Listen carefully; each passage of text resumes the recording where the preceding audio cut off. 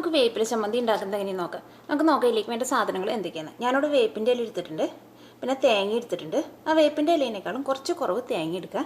ഞാനിവിടെ 2 പിടി തേങ്ങ എടുത്തിട്ടുണ്ട്. പിന്നെ നമുക്ക് ഇതിലേക്ക് വേണ്ടത് ഒരു 3/4 ടേബിൾ സ്പൂൺ നല്ല ജീരകം എടുത്തിട്ടുണ്ട്, 1/2 ടേബിൾ സ്പൂൺ കടുക് എടുത്തിട്ടുണ്ട്, പിന്നെ ഉണക്കമുളക് എടുത്തിട്ടുണ്ട്, ഒരു 3 വെളുത്തുള്ളി എടുത്തിട്ടുണ്ട്, 1 ടേബിൾ സ്പൂൺ കുരുമുളക് എടുത്തിട്ടുണ്ട്, 1 ടേബിൾ സ്പൂൺ ഉഴുന്ന് എടുത്തിട്ടുണ്ട്, പിന്നെ വാളംപുളി എടുത്തിട്ടുണ്ട്. അത് നമ്മുടെ ചമ്മന്തിയുടെ പുളിക്കനുസരിച്ച് നമുക്ക് ചേർക്കാം. ഇനി നമുക്ക് വേപ്പില ചമ്മന്തി ഉണ്ടാക്കാൻ വേണ്ടിയിട്ട് ഇതെല്ലാം കൂടിയിട്ട് നമുക്ക് കുറച്ച് വെളിച്ചെണ്ണ ഒഴിച്ചിട്ട് വെളിച്ചെണ്ണയിലൊന്ന് പതുക്കൊന്ന് വറുത്തെടുത്തിട്ട് വേണം ചമ്മന്തി അരയ്ക്കാൻ വേണ്ടിയിട്ട്.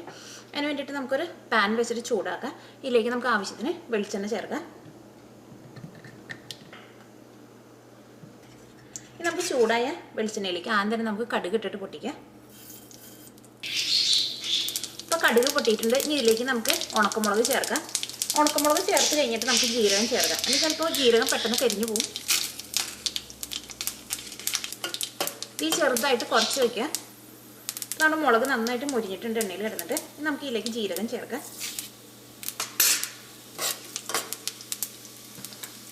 ഉഴുന്ന് ചേർക്കാം.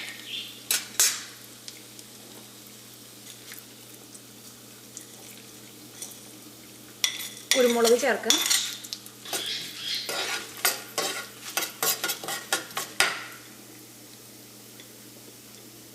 വെളുത്തുള്ളി ചേർക്കാം. ഇത് നന്നായിട്ട് കുറച്ച് വയ്ക്കുക, അല്ലെങ്കിൽ ജീരകം പെട്ടെന്ന് കരിഞ്ഞു പോകും. ഇതിലേക്ക് നമുക്ക് വാളംപുളി ചേർക്കാം. കുറച്ച് ചെറിയ പീസായിട്ട് ചേർക്കാം. നമുക്ക്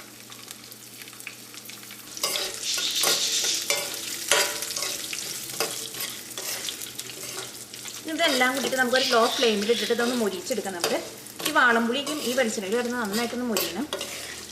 നന്നായിട്ട് മൊരിഞ്ഞിട്ടുണ്ട്. ഇതിലേക്ക് നമുക്ക് തേങ്ങ ചേർക്കാം.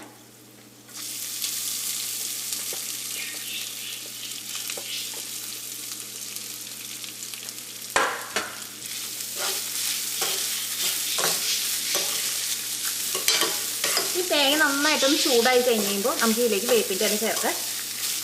നമുക്ക് തീ പതുക്കെ ഒന്ന് കൂട്ടി വയ്ക്കാം.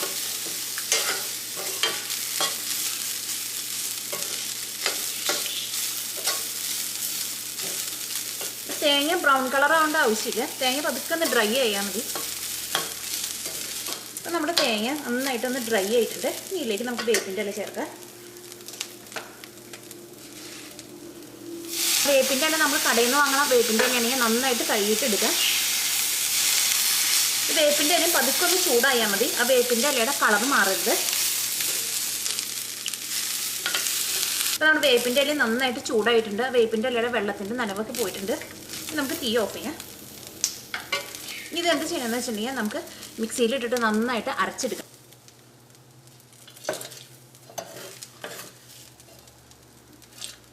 ഇപ്പോൾ നമ്മുടെ വേപ്പില ചമ്മന്തി റെഡി ആയിട്ടുണ്ട്. ആ ചമ്മന്തി അരച്ചെടുക്കുമ്പോൾ ആ ചമ്മന്തി അരയാൻ ആവശ്യത്തിനുള്ള വെള്ളവും ആവശ്യത്തിന് ഉപ്പും ചേർത്തിട്ട് അരച്ചെടുക്കണം. ഈ ചമ്മന്തി നമുക്ക് തൈര് ഒഴിച്ച ചോറിൻ്റെ കൂടെ കഴിക്കാൻ വേണ്ടിയിട്ട് നല്ല ടേസ്റ്റ് ആയിരിക്കും.